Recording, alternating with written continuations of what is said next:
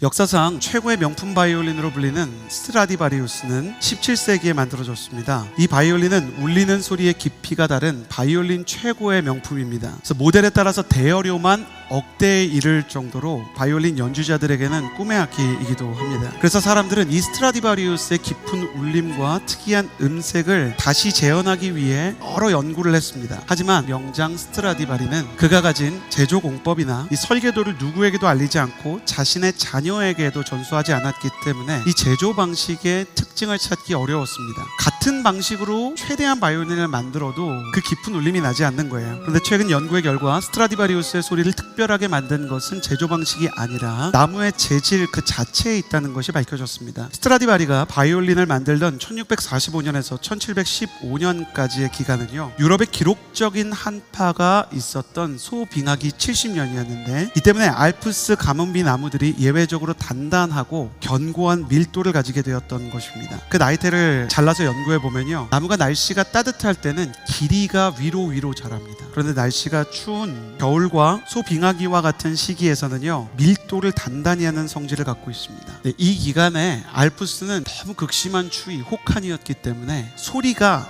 완전히 갇힐 만큼 견고한 밀도를 가지게 되었던 것이고요, 이 밀도 때문에 그 안에서 깊은 음색과 울림이 나오게 되었던 것입니다. 우리가 살아가는 하나님 앞에서의 인생이 이와 같습니다. 축복의 시기에는 비전의 길을 따라 쭉쭉쭉 이동하는 게 보이고 성장하는 게 보이는 전진의 성장이 있습니다. 그런데 관계 가운데 결핍이 있고 나의 은사와 재능 가운데 더 탁월한 사람들로 인한 초라함이 있고 또 나의 영혼 가운데 침체와 축복이 없고 결핍이 있는 혹한과 같은 시간 속에는 성경을 볼 때 수많은 성경의 사람들, 영적인 혹한기와 고난의 순간을 통해 그 영혼의 밀도를 견고히 만들어간 것을 보게 됩니다. 요셉처럼 자신의 인생의 고난의 시점에 유혹이 찾아와도 사단의 공격에 무너지지 않는 영적인 견고함을 갖추게 되었고, 비록 사울의 핍박에 의해 광야로 내쫓겨 수배자로 살았던 다윗의 일생이 초라하고 앞길이 막막해도 오직 하나님만 바라보는 견고한 믿음의 성을 쌓을 수 있었으며, 그 영혼의 울림을 통해 하나님께서 원하시는 승리와 막연하고 처량하며 초라했을지언정 성경을 후대에 읽는 우리의 입장에서는 그마저도 영적인 교과서가 되고 감동이 되고 하나님의 살아계심을 보여주는 영적 울림을 가진 하나님의 말씀이 된 것입니다. 그 영혼의 울림은 지금까지 우리에게 전해져